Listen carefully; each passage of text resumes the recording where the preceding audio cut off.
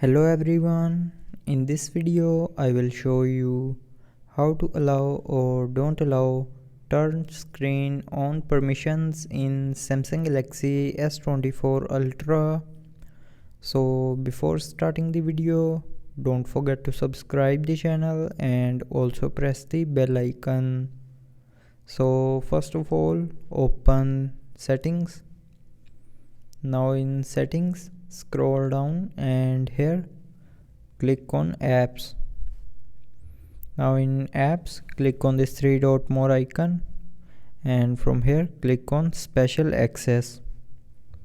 Now here in special access, scroll down and here you will be able to see a turn screen on permission option. So tap on this option and here it will show you the list of apps that can use the turn screen on permissions. So if you want to deny the app to turn screen on permissions, then turn off its button, and if you want to allow the app to use turn screen on permissions, then tap on its button to turn it on. So with these buttons you can allow or don't allow turn screen on permission in Samsung Galaxy S24 Ultra. So I hope you liked the video. Thanks for watching.